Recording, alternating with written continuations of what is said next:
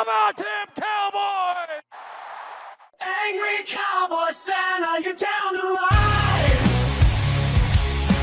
Angry Cowboys Fan, are you down to ride? Drop a like on the video, go ahead and subscribe. What's going on, Cowboy Nation and angry Cowboy fans around the world? Y'all know who it is. It's your man, the Angry Cowboys Fan. And we in our new digs, y'all, for the 2024 NFL season. We have switched up the background, and we're still going to bring you that true, raw, and uncut, as only the Angry Cowboys Fan can do. But first and foremost, yes, it's your man, the Angry Cowboys Fan's 42nd birthday. I am officially 42 years old. The Lord has allowed me to see the earth for 42 years, and I pray that he will allow me to see 42 more. But to everybody that joined the live last night and was wishing me happy birthdays, that was sending me the super thanks and the super chats for a happy birthday, I truly thank you. I appreciate you for supporting this channel. I am truly humbled and proud to be that one voice that brings you classy Cowboys content.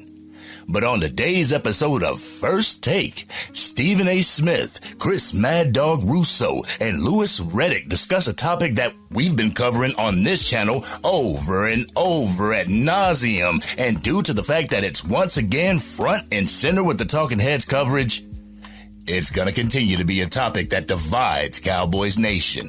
Now that CeeDee Lamb's contract is done, Dak Prescott's contract is once again the topic of discussion. So we're going to take a listen to the 3 clips that I got for y'all, and y'all know what we're going to do after that. We're going to come back and unpack this raw and uncut. So, Angry Cowboys fans, let's go ahead and take a listen to the first clip from First Take. Dak Prescott didn't perform well against Green Bay. Dak Prescott didn't perform in back-to-back years against San Francisco. It ain't just Green Bay. The last several years, he had a good playoff game his first go-round when he went up against Aaron Rodgers years ago.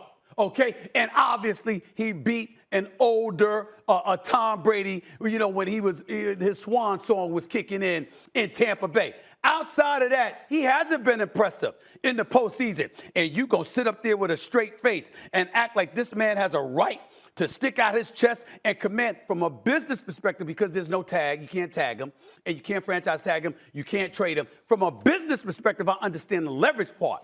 But just strictly in terms of talking football on the field, the nerve that he is in a position to command anything when you have done so little when it really, really counts in the postseason, Louis Reddick.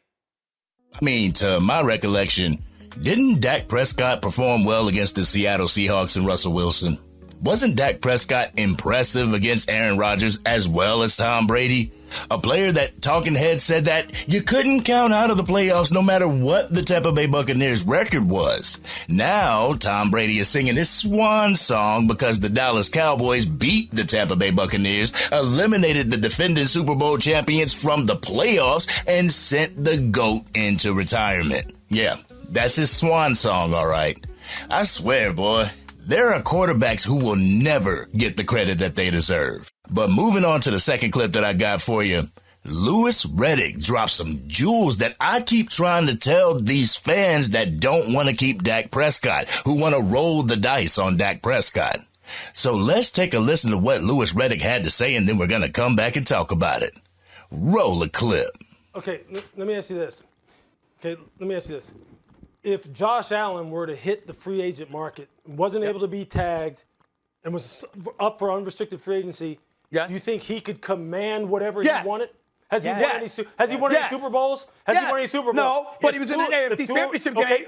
If Justin Herbert were to hit the free agent market right now, do you think he'd be able to command whatever he wanted? Do you think there wouldn't be teams falling all over him right now? Yes. And why is that? What has Justin Herbert done in the postseason? What's he done? Time out. What's he done? Time out. What's he done? He's lost, including giving up a 27-0 lead to Jacksonville. But we also have Brandon Staley as his coach. Okay, and it's not like anybody on this show or any other show is sitting there singing the praises of Mike McCarthy either, are they? Nope. Nope, they're not. Fair. That's fair. Okay? Why do we put all this prestige on the NFC and AFC championship games? I swear, it seems like sports love to give out these participation awards or something. This ain't the Olympics where you can take home first, second, or third place, guys. This is the National Football League, where the only thing that matters is hoisting that Lombardi trophy and watching the confetti pour down on your head. Anything else is falling short. I don't care if you made it to the Super Bowl. If you were not involved in that parade the day after, you fell short. I'll talk about that more during my Raw and Uncut portion, so make sure you stick around for that. In the next clip that I got for you, Reddick gives Stephen A. Smith a two-piece combo with a biscuit and just destroys this ridiculous argument. So we're going to take a listen to what he got to say, and then we're going to come back and unpack this Raw and Uncut. So, Cowboys Nation, let's go ahead and take a listen. See, I always have a problem with this QB wins as a statistic thing when we know there's nuance to it. And I'm not absolving Dak Prescott of poor performances, Stephen A. I'm not doing that because, that'd be hypocritical, and I'm not trying to do that. I'm not trying to say he shouldn't be held accountable for some of the poor decisions that he has made in some of the biggest of moments. But I am someone who believes this. Look, when you want to talk about objectivity, look at where Dak Prescott ranked throughout the entire season last year, week after week after week. The guy was at the top of the charts in every statistical category. Until it counted. You're right. This is shameful on your part. But there's only really one quarterback, maybe two, maybe three, who right now you could say this dude's a lock come postseason. Reddick, that was a mic drop moment. Congratulations. But that's real talk. That was straight facts coming from Reddick. But you ain't got to take my word for it. But let's go ahead and get into what we got to do. Y'all ready for my Raw and Uncut? Y'all ready? Let's get it. Here we go again, Cowboys Nation. Here we go again talking about Dak Prescott and his contract situation. A situation that should have been taken care of years ago. A situation that should have been taken care of at the start of volunteer OTAs. Dak should already have his money. I feel as a fan, we tend to waste so much time worrying about what a player is going to make instead of being a fan of the game of football, instead of marveling at what these players give us. For years, people are conditioned when they're told that you can't manipulate the salary cap, that the players don't deserve the money that they're looking or asking for. They have to get us further, and if they don't, then they don't get paid. Honestly, to those fans who think this way, what do you get out of it? For those fans who continuously watch another man's pockets and try to make judgments onto what that man should or shouldn't make, what the hell do you get out of it? The fact that the Dallas Cowboys can't win with Dak Prescott? I feel that's an emotional response to not making it to that predestined spot that your fandom has placed on this organization. And if we don't get there, it's Dak Prescott's fault. Throughout the regular season, on the road to the playoffs, fans are jumping and they're yelling and they're screaming when it comes to a Dallas Cowboy victory. When we lose, we all feel depressed, but some a hell of a lot more than others. Some hold on to that negativity that a person or a team does, and they use it as leverage to bolster their argument against that person or player. Y'all know what happens in real life. They'll put every shortcoming of the team on that one player's shoulders. When you ask them for a legitimate response, they either give you a name of an unavailable player or they give you an outlandish name like Baker Mayfield. I'm sorry, guys, but Tampa Bay likes their quarterback just like the Dallas Cowboys should like their quarterback.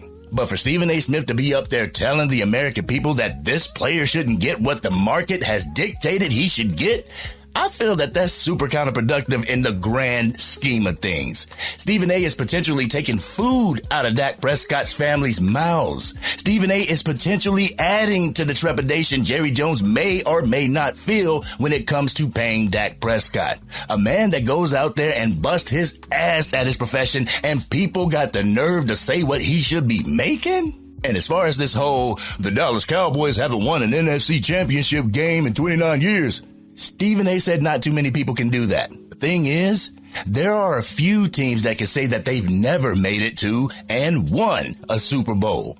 The Dallas Cowboys organization has done that. Yes, it's in the past. It's over 29 years ago, but hey, we have 5 trophies in our case. Maybe not this iteration of the Dallas Cowboys, but this organization knows championships. There are teams currently in the NFL who don't have a Super Bowl victory to their name, and Stephen A. wants to sit up there and complain about us not being there for 29 years? He's not even a Dallas Cowboy fan. Why should he even care?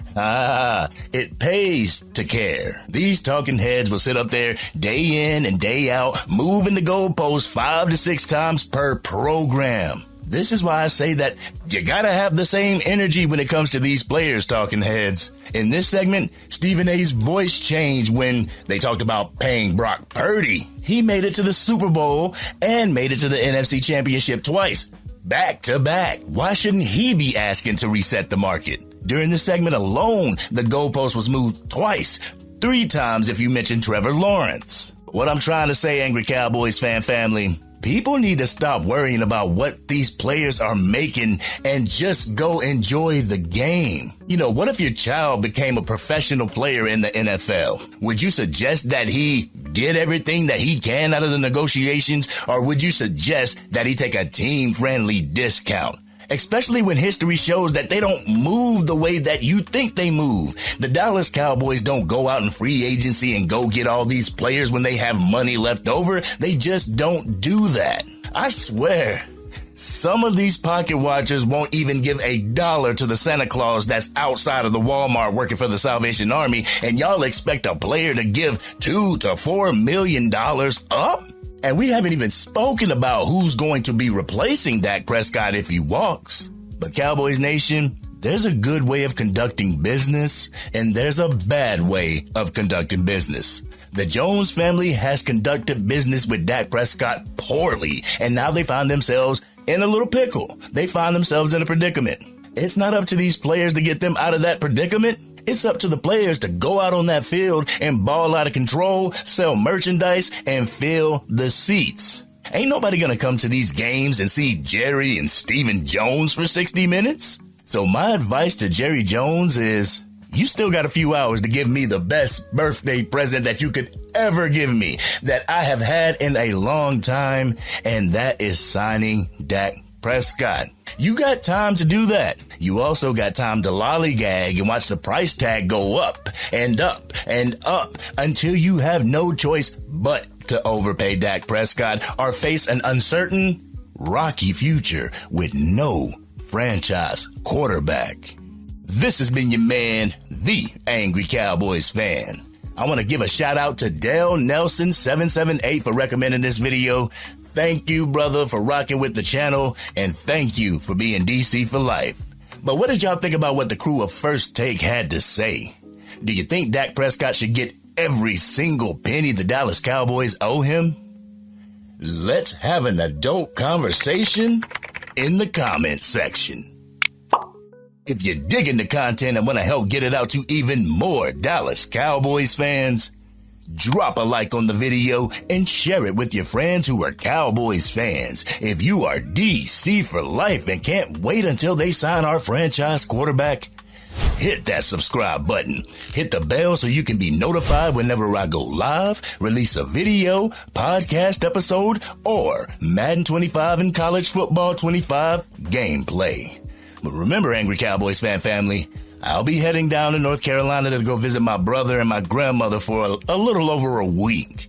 I'll be bringing my Raw and Uncut, but it'll be from different locations. So make sure you continue to catch the videos as they come out. And if you want to send your man a birthday present, I will put my Cash App in the description.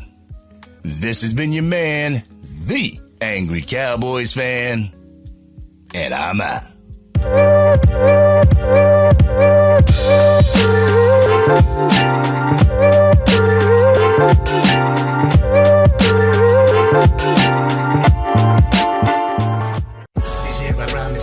Dang, Angry Cowboys fan, you done made it through the entire video.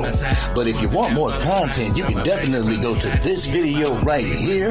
Or if you want the latest episode of the Angry Cowboys Fan podcast, you can go right here. But whatever you do, like, share, and subscribe to the channel, but remain DC for life.